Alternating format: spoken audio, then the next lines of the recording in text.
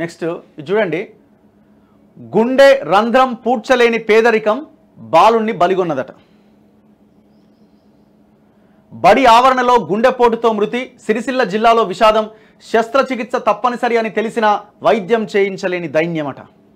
మనం ఇవాళ 2000కి 3000కి 4000కి ఓటుకి కోటర్కి అమ్ముడు పోయి మనం ఓటేస్తున్నాం. చూసిరా? ఇగో ఇదొక్కసారి చూసిన తర్వాత అయినా మనం సిగ్గు తెచ్చుకోవాలి. ప్రజలైన మనమే సిగ్గు తెచ్చుకోవాలి.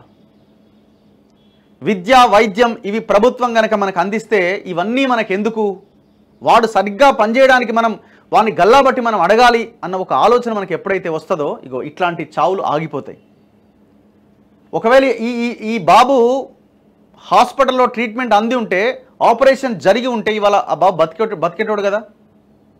ఇదే సిచ్యువేషన్ రేపు మన కుటుంబాలకు ఎదురైతే ఒకసారి ఆలోచించండి. ఆ పెయిన్ మనకు అప్పుడు తెలుస్తుంది. ఆపరేషన్ చేస్తే ప్రాణాంతకమైన అనారోగ్యం నుంచి ఆ బాలుడు స్వస్థత పొందుతాడు అని తెలిసిన ఖరీదైన వైద్యం చేయించలేని తల్లిదండ్రుల పేదరికం చివరికి ఆ చిన్నారి ప్రాణం తీసింది.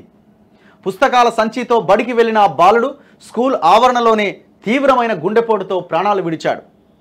సిరిసిల్ల జిల్లా ఇల్లంతకుంట మండలం కందికట్కూరులో ఈ విషాద ఘటన జరిగింది. మృతుడు 14 ఏళ్ల విద్యార్థి సాయితేజ. నర్సక్కపేటకు చెందిన శ్రీనివాస్ రేణుక దంపతుల ఇద్దరు సంతానంలో సాయితేజ పెద్ద కుమారుడు. ఉన్న ఊర్లో ఉపాధి లేకపోవడంతో నర్సక్కపేట నుంచి అదే మండలంలోని కందికట్కూరుకు వచ్చేశారు. శ్రీనివాస్ దంపతులు కూలీ పనులకు వెళ్తూ ఉంటారు. సాయితేజ అతడి సోదరుడు అదే ఊర్లోని గవర్నమెంట్ స్కూల్లో చదువుకుంటున్నారు. 8వ తరగతి చదువుతున్న సాయితేజకు పుట్టుకతోనే గుండెకు రంధ్రం ఉన్నది. తప్పనిసరిగా ఆపరేషన్ చేయాలని వైద్యులు చెప్పినా ఆర్థిక స్తోమత సరిగ్గా లేకపోవడంతో సాయితేజకు శ్రీనివాస్ రేణుక దంపతులు వైద్యం చేయించలేకపోయారు.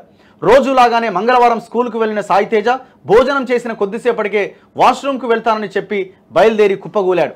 వెంటనే బాలుని కరీంనగర్ ప్రభుత్వ ఆసుపత్రికి తరలించగా అప్పటికే చనిపోయినట్లుగా వైద్యులు పేర్కొన్నారు. కుమారుడి మృతితో కన్నీరు మున్నీరుగా విలపించిన దంపతులు మరో కుమారుడు మూర్ఛ వ్యాధితో బాధపడుతున్నాడని చెప్పారు. ఎంత దారుణమైన సిచ్యువేషన్ అండి ఇది. ఆలోచించాలి మనం. వాడు 1000 రూపాయలు ఇస్తే 2000 ఇస్తే కోటర్ ఇస్తే మళ్ళీ ఇయ్యలేదని మనమే ధర్నా చేసి సిగ్గు లేకుండా మనం ఈ రకంగా అమ్ముడుపోతున్నాం. మనం అమ్ముడు పోయేలా చేసేది కూడా ఈ రాజకీయ పార్టీలే. అది కూడా ఉన్నది కాదనట్లేదు. కానీ మనం కొంతలో కొంత అయినా చదువుకున్నాడన్న ఆలోచించాలి కదా. ఇవాళ ఎమ్మెల్సీ ఎలక్షన్లో చదువుకున్నాడే పైసలు తీసుకొని ఓటేస్తున్నాడు. ఇంత దుర్మార్గంగా ఇంత నీచంగా మనం ఆలోచించడంతో ఇట్లా మనం మన పిల్లల ప్రాణాలు కోల్పోతున్నాం. ఎందుకు? ఒక్క హాస్పిటల్ కట్టినారా 10 సంవత్సరాల తెలంగాణ రాష్ట్రంలో? ఒక్క ఆసుపత్రి ఒకటి ఉస్మానియా ఎందుకు కట్టలేకపోతున్నారండి? ఎవడైనా ఆలోచిస్తున్నాడా? ఏమనంటే కోర్టులో కేసు ఉంది. ఇన్ని కేసులు చేసి కాళేశ్వరం కట్టినోడు ఉస్మానియా ఎందుకు కట్టలేకపోయాడు? ఇప్పుడున్న ప్రభుత్వం 3 నెలలైంది, ఏం చేస్తున్నది ఆ హాస్పిటల్ మీద?